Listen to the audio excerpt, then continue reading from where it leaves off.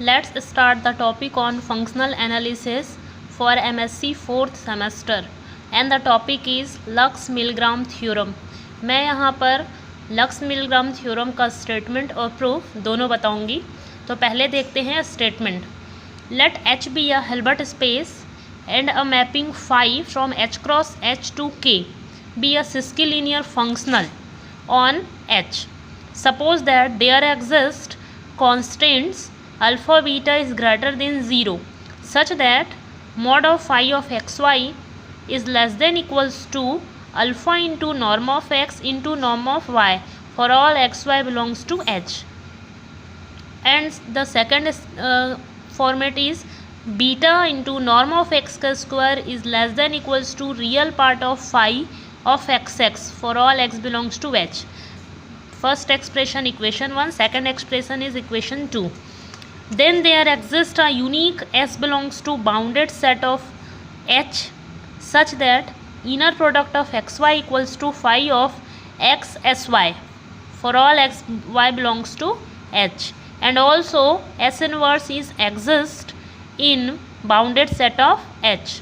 Norm of S is less than equals to 1 upon beta and norm of S inverse is less than equals to alpha. तो ये है इसका statement. एक बार फिर से देखते हैं कि स्टेटमेंट में क्या क्या दिया हुआ है.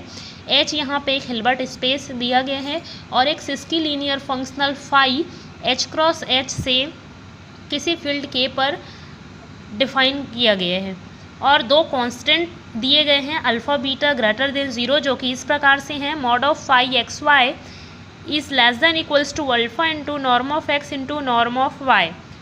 और सेकेंड इक्वेशन है beta norm of x square is less than equals to real of phi of x x.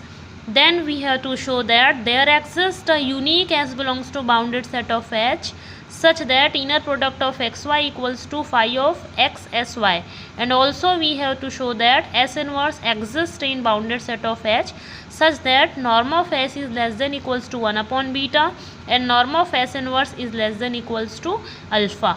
तो ये चीज़ें हमको दिखानी हैं. तो यहाँ पे अगर ध्यान से हम देखें तो स्टेटमेंट में एक फंक्शनल हिल्बर्ट स्पेस पर डिफाइन किया गया है जिसको नाम दिया जा रहा है सिस्कीलीनियर फंक्शनल. तो सबसे पहले हम देखते हैं कि सिस्कीलीनियर फंक्शनल होता क्या है.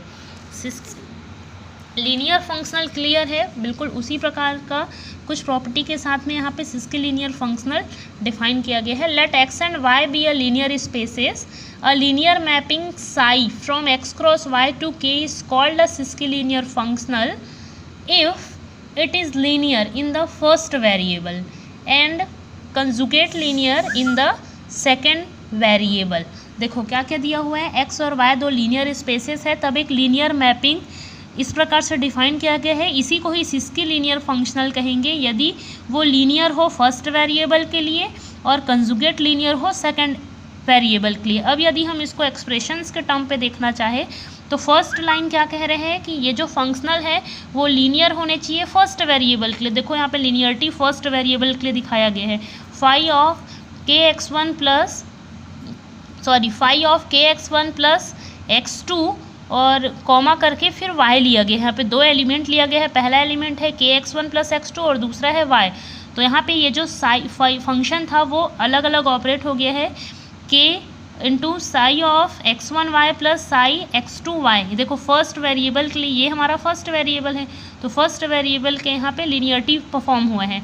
और सेकंड लाइन क्या कहता है कि ये कंजुगेट लीनियर होंगे सेकंड वेरिएबल के लिए. तो देखो यहाँ पे कंजुगेट लीनियर है सेकंड वेरिएबल के लिए तो यहाँ पे सेकंड वेरिएबल पे फोकस करना.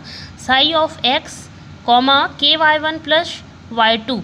तो चूँकि ये जो स्केलर लिया गया है ये इसका कंजुगेट जब इसको बाहर करेंगे तो ये कंजुगेट हो जाएगा. तो ये हो जाएगा phi of psi x y one plus phi of x y to.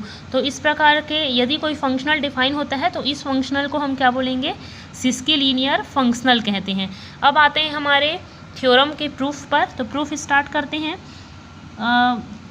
Proof start करने से पहले देखते हैं कि हमको स्टेटमेंट में एक एक्सप्रेशन दिया हुआ है जिसका हम यूज़ कर रहे हैं जिसको हम स्टेटमेंट में इक्वेशन 1 नाम दी है. तो इक्वेशन 1 को यहाँ पे ले रहे हैं और इक्वेशन 1 से फाई को सबसे पहले हम फाई को क्या दिखाते हैं बाउंडेड दिखाते हैं. तो देखो फाई को बाउंडेड दिखाने के लिए क्या किया है mod of phi of x y upon norm of x norm of y is less than equals to alpha.